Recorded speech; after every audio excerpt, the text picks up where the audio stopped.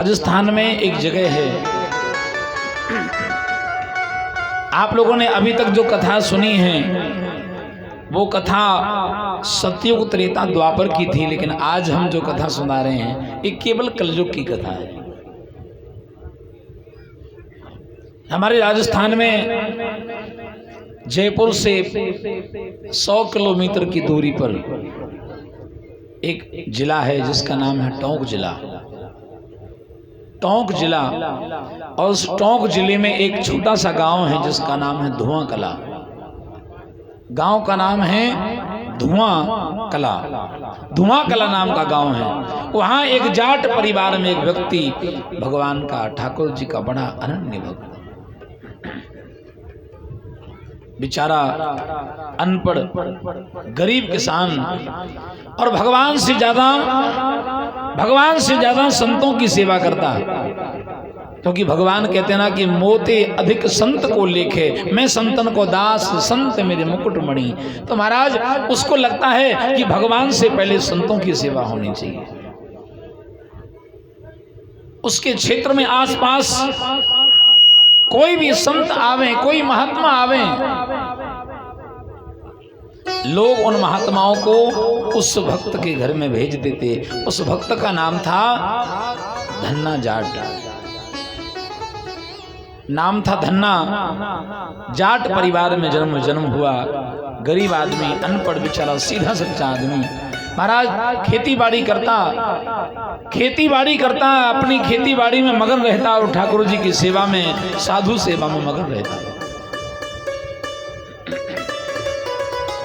लेकिन एक ऐसा चमत्कार जो आपने आज तक ना कभी देखा होगा और ना कभी सुना होगा। धन्य धना के भजन को बिनहि बीज अंकुर भयो। आपने कभी सुना है क्या कि बिना बीज डाले किसी खेत में फसल हो जाए? सुना है? कभी नहीं सुना। लेकिन ये हुआ है, इसी कलयुग में हुआ है, ज्यादा पुरानी बात नहीं है।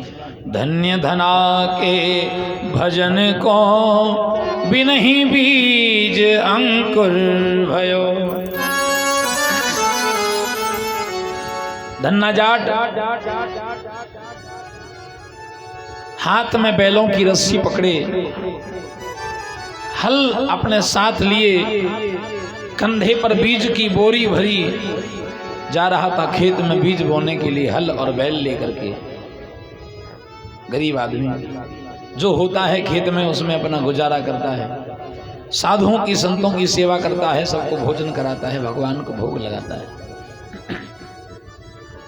आज महाराज धन्ना जाट जा रहा था खेत पर बुवाई करने के लिए। बुवाई का समय था और जैसे ही घर से निकला, थोड़ी दूर निकला, सामने से 10-5 महात्माओं की टोली आ गई। संत लोग आ गए। धन्ना जाट का घर पूछते पूछते, अरे भैया धन्ना, राम राम। आओ महाराज, राम राम, सीताराम। साधुओं ने कहा, धन्ना कहाँ जा रहे हो भाई? अरे तुम कहाँ जा रहे हो? हम तो तुम्हारा नाम सुन करके तुम्हारे घर आए हैं और तुम कहाँ चले? धन्ना हाथ जोड़े, महाराज जा तो रहे थे खेत पर, लेकिन जब आप आए हैं तो ऐसा लगता है कि आज ठाकुर जी की इच्छा है कि आपकी सेवा खेत पर ही हो। चलो आप भी हमारे साथ चलो। महाराज आगे आगे धन्ना जाट और पीछे पीछे महात्मा सीधे खेत पर पहुंचे। धन्ना जाट ने एक बढ़िया पेड़ के नीचे आसन बिछाई, महात्माओं को विराजमान कराया, कुएं से जल निकाल करके बाल्टी से महात्माओं को जल पिलाया। सोचा महात्मा आए हैं तो बिना भोजन के, बिना प्रसादी की कैसे जाने दूं?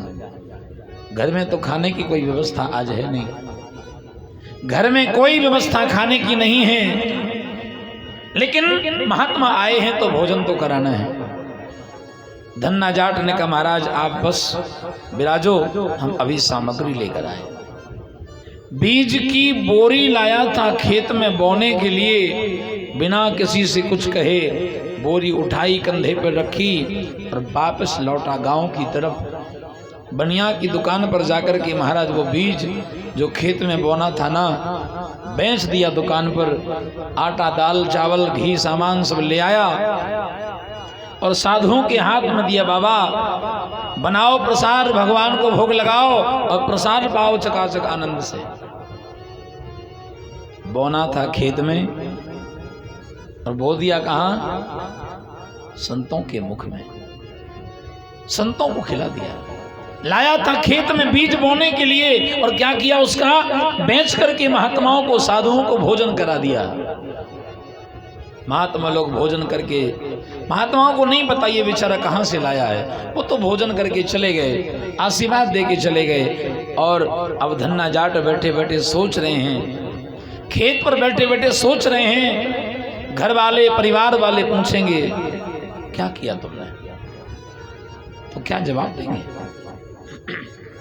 धन्ना जाट को लगा कौन देखने वाला है, झूठ मूठ का हल चला देते हैं, झूठ मूठ का हल चला देते हैं। खेत में जब कुछ होगा नहीं तो कह देंगे भैया बीज खराब होगा इसलिए मर गया, कुछ हुआ नहीं खेत में। हाँ क्या करें? घर वालों की डांट से तो बचेंगे, लोग हमसे कहेंगे तो जवाब भी देना पड़ेगा। महाराज झूठ मूठ का हल चला दिया, बीज बोने की जो भी प्रक्रिया होती है वो पूरी की, और महाराज केवल बीज नहीं डाला और सब पूरा का पूरा काम कर दिया। और महाराज धन्ना भक्त लौट करके अपने घर वापस आया। अब धन्ना को तो मालूम है, धन्ना को तो मालूम है कि हमने जब बीज बोया ही नहीं है तो टेंशन किस बात का, चिंता किस बात की। आराम से घर में बैठे बढ़िया ढोलक मजीरा बजाएं और सीताराम सीताराम, अब दूसरा काम ही नहीं है, अब तो कीर्तन ही बचा है। सो महाराज आराम से बैठे कीर्तन कर रहे हैं। लेकिन धन्य धना के भजन को बिनहि बीज अंकुर भयो, घर आए हरिदास तिनहि गोधूम खवाए। महाराज घर में आए संत, उनको सब खिला दिया, झूठ मूठ का बीज बो करके चला गया। लेकिन भगवान द्वारकाधीश को चिंता हो गई, मोर मुकुट वाले को चिंता हो गई। अगर इसने खेत में बीज नहीं बोया और इसके खेत में कोई फसल नहीं हुई तो साल भर क्या तो हमको भोग लगाएगा, क्या खुद खाएगा और क्या उन संतों को खिलाएगा जो इसके नाम को सुनकर के आते हैं। मेरे भक्त के जीवन में क्या होगा? महाराज ये तो चिंता छोड़ करके बढ़िया मंजीरा बजाए और सीताराम राधे श्याम का भजन करे, लेकिन चिंता द्वारकाधीश को हो गई। और आधी रात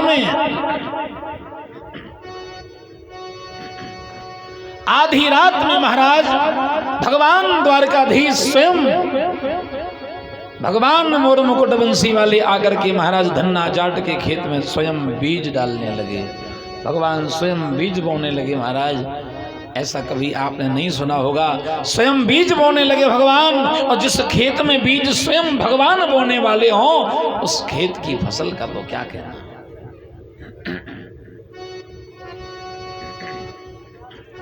महाराज उस खेत की फसल का क्या कहना। ऐसी फसल महाराज लहलहा उठी चारों तरफ, किसी के खेत में ऐसी फसल नहीं। आस पास कृषकार खेत की करत बढ़ाई। अगल बगल के जो किसान लोग थे ना, देखा भैया धन्ना के खेत में इतनी बढ़िया फसल पूरे क्षेत्र में किसी की नहीं है, देखो कितनी बढ़िया फसल है। और ये इतना लापरवाह आदमी है कि घर में बैठ के कीर्तन गा रहा है, रखवाली नहीं करता। 4-5 लोगों ने कहा धन्ना देखो तुम भगवान की भक्ति करते हो, भगवान ने कितनी कृपा की तुम्हारे ऊपर, कितनी बढ़िया फसल तुमको दी, उसकी रखवाली करो भैया। अरे भजन करना वहीं खेत में बैठ के भजन करो, उसकी देखभाल करो, उसकी देखभाल करो। लेकिन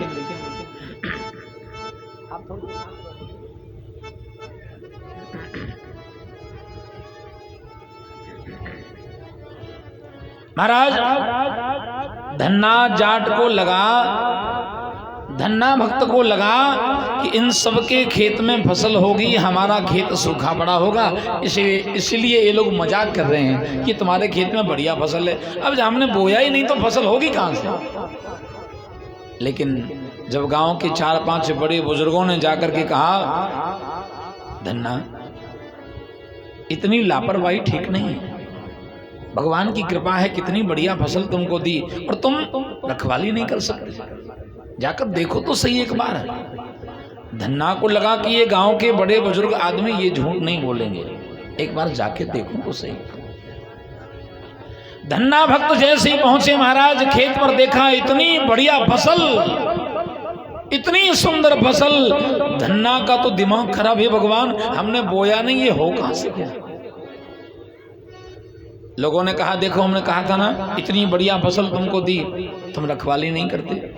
धन्ना बोले, देखो भैया जिसने बोया हो रखवाली भी वही करे, ना तो अपन ने बोया है ना अपन रखवाली करने वाले, जिसने बोया हो वो जाने, अपन तो राम राम जपेंगे भैया। भगवान भी सोच रहे हैं, लो फंस गए।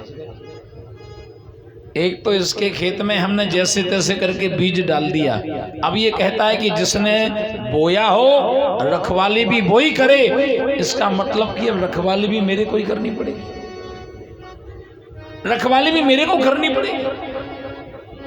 भगवान ने कहा, चल कोई बात नहीं, अगर मेरा भक्त चाहता है ना तो मैं खेत की रखवाली भी करूंगा।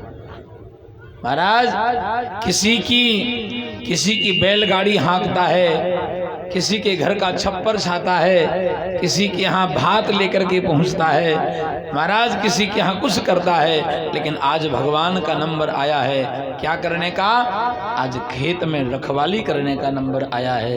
भगवान द्वारकाधीश मोर मुकुट बंसी वाले, फटे पुराने कपड़े पहने, फटा सा कपड़ा सिर पर बांधे, हाथ में टूटा सा डंडा लिए, और अगले ही दिन सुबह भगवान डंडा टेकते हुए एक गरीब किसान का भेष बनाए, भगवान डंडा टेकते हुए धन्ना जाट के दरवाजे पर पहुंच गए। ओ भैया भगत जी राम राम। धन्ना जाट ने बाहर निकल के, अरे भैया राम राम, कहां से आए हो? भैया बहुत दूर से आए हैं, बहुत दूर से आए हैं, बहुत गरीब आदमी हैं। भैया तुम्हारे घर में कोई काम धाम हो तो हमको नौकरी पर लगा लो, बहुत बच्चे हैं, बड़ा परिवार है, कोई आमदनी नहीं है, पूरा संसार तो उनका परिवार है। भगवान कहते भैया हमारा परिवार बड़ा है, कोई आमदनी नहीं है, कोई व्यवस्था नहीं है, कोई जमीन नहीं है, अपने घर में कोई काम हो तो लगा लो भैया, हम बड़ी ईमानदारी से काम करेंगे। धन्ना भक्त बोले, सुनो जैसे तुम वैसे हम, ना तुम्हारे पास कुछ ना हमारे पास कुछ, हम तुम्हें किस काम पे लगा लें भाई, इतने बड़े आदमी है नहीं कि तुमको झाड़ू पोंछा बर्तन के लिए रोटी बनाने को लगा लें। भैया अपन तो अपने राम जी की सेवा करते हैं और प्रेम से प्रभु का भजन करते हैं, अपने पास कोई काम नहीं है। भैया गांव में और बड़े बड़े आदमी हैं, आप उनके यहाँ चले जाओ, कोई ना कोई काम मिल जाएगा। भगवान सोच रहे हैं कि नौकरी तो तेरे घर में करनी है, नौकरी तो आज तेरे घर में करनी है प्यारे। भगवान बोले, भैया धन्ना, अभी हम आ रहे थे गांव में, रास्ते में एक बड़ा सुंदर खेत मिला, इतनी बढ़िया फसल, ये खेत किसका है? धन्ना भक्त बोले भगत जी खेत तो अपने ही राम जी का है, खेत तो अपना ही है। भगवान बोले, तो बस हो गई बात, खेत की रखवाली कल से हम करेंगे, खेत की रखवाली हम करेंगे कल से। अरे जो मिलेगा सो बांट लेंगे, कुछ तुम्हारा भी काम चल जाएगा, कुछ हमारा भी काम चल जाएगा। धन्ना भक्त बोले, भैया तो एक बात बताओ, तुम्हारा नाम क्या है? तुम इतने पीछे पड़े हो काम करने के लिए, तुम्हारा नाम क्या है? भगवान बोले, हमारा नाम है सौजिया, हमारा नाम सौजिया है। अच्छा तो एक बात बताओ, तुम हमारे खेत की रखवाली करोगे, काम करोगे, लोगे क्या लोगे तुम? भगवान बोले ऐसा करो, जो निकलेगा फसल में आधा आधा बांट लेंगे, आधा तुम्हारा आधा हमारा। धन्ना भगत बोले भैया खेत हमारा, पानी हमारा, बीज हमारा, सब हमारा, और तुम केवल रखवाली करने का आधा ले जाओगे। भगवान बोले सुनो भगत जी, खेत तुम्हारा, पानी तुम्हारा, लेकिन बीज तुम्हारा नहीं है। धन्ना भक्त थोड़े सक पकाए, लगता किसी ने बता दिया इसको किसी ने बता दिया है। धन्ना भक्त बोले चलो भैया कोई बात नहीं भगत जी, चलो ठीक है सौंजिया, आप ठीक ठीक बताओ। अच्छा एक काम करते हैं, जो होगा खेत में जो फसल निकलेगी तीसरा हिस्सा हमारा। धन्ना भक्त बोले चलो ठीक है भैया, तीसरा हिस्सा तुम्हारा, दो हमारे एक तुम्हारा, जो निकलेगा बात तय हो गई। और महाराज सौंजिया का भेष बनाए भगवान, बोले देखो भैया भगत जी, हम 24 घंटे खेत पे रहेंगे, ईमानदारी से काम करेंगे, लेकिन हमारे लिए भोजन खेत पर ही पहुंचाना पड़ेगा। रोज सुबह 10 बजे हमारे लिए भोजन खेत पे पहुंच जाए। धन्ना भगत बोले ठीक है भैया, तुम्हारे लिए भोजन की व्यवस्था हमारी हम करेंगे, चलो। भगवान खेत पर पहुंच गए, पत्तों की झोपड़ी बनाई, डंडा कंधे पे रखा और भगवान खेत के चारों तरफ चक्कर लगाते हैं। महाराज दुनिया की रखवाली करने वाला आज अपने भक्त के खेत की रखवाली कर रहा है। भगवान भी बड़े आनंद में हैं कि भक्तों के लिए क्या क्या करना पड़ता है। आज तूने खेत की रखवाली करने पर लगा दिया, चल भैया हम इसमें ही राजी हैं। और भगवान खेत की रखवाली करने लगे। धन्ना भक्त रोज सुबह 10 बजे भोजन की थैली बांध करके ले जाते हैं, लो भैया तुम्हारा भोजन, और भगवान रोज भोजन करते हैं। लेकिन आज धन्ना भक्त ने भोजन की थैली, भोजन की पोटली, रोटी बांधी और घर से निकले सौंजिया को रोटी देने के लिए। सामने से 4-5 महात्मा आज फिर आ गए। धन्ना भक्त जी राम राम, राम राम, आओ। धन्ना को लगा सौंजिया को रोटी बाद में पहुंचा देंगे, महात्मा आए हैं पहले भोजन करा दूं। तुरंत महाराज साधुओं की सेवा में लग गए, रोटी की थैली खूंटी पर टांग दी। सौंजिया को बाद में पहुंचा देंगे, पहले संतों को भोजन कराऊं। भोजन बना करके साधुओं को, और शाम के 4 बजे धन्ना जाट को याद आया, अरे सौंजिया तो भूखा पड़ा होगा आज। अरे राम राम, बहुत ईमानदारी से काम करता है महाराज। भगवान खेत पर बैठे सोच रहे हैं कि आज भक्त तो भूखा ही मार डालेगा। रोज 10 बजे रोटी लेके आता था, लेकिन आज तो 4 बज गए। भगवान भी एक फटा सा गंदा सा चादर ओढ़ करके महाराज सिर पर एक फटा सा कपड़ा बंधा है, और पत्तों की झोपड़ी में महाराज भगवान बगल में डंडा रख करके लेट गए। भूख लगी थी, लेट गए। भक्त अभी तक आया नहीं भोजन लेकर के, भगवान लेटे लेटे सो गए। और धन्ना भक्त भोजन की पोटली लेकर के पहुंचे। चारों तरफ देखा, सौंजिया दिखाई नहीं दिया। पत्तों की झोपड़ी में जाके देखा तो हमारा चद्दर ओढ़ करके सौंजिया सो रहा है। धन्ना जाट को लगा कि जगाकर भोजन करा देना चाहिए। धन्ना जाट ने आवाज लगाई, ओ भैया सौंजिया। भगवान गहरी नींद में सो रहे हैं, नहीं जागे अभी तक। जैसे धन्ना ने जाकर के, भक्त ने जाकर के भगवान का वो चद्दर, गंदा सा कपड़ा, एक चद्दर फटा सा ओढ़ करके जो सो रहे थे ना, जैसे ही महाराज चद्दर निकाला, अरे उठो भैया भोजन कर लो। जैसे ही चद्दर निकाला महाराज, सो चद्दर के नीचे नील सरोवर है नील मणि, नील नीर धर श्याम, लाज ही तन शोभा निरखी, कोटि कोटि सतकाम। बोलो द्वारिका नाथ की। मोर मुकुट बंसी वाले सो रहे। जहां डंडा रखा था वहां बंसी रखी है, जहां फटा सा कपड़ा बंधा था सिर पर वहां मोर मुकुट बंधा हुआ है। नील सरोवर है नील मणि, नील नीर श्याम, भगवान सो रहे हैं। और महाराज जैसे ही धन्ना भक्त ने देखा, हे भगवान, ये तो हमारे भगवान, हमारे प्रभु हैं।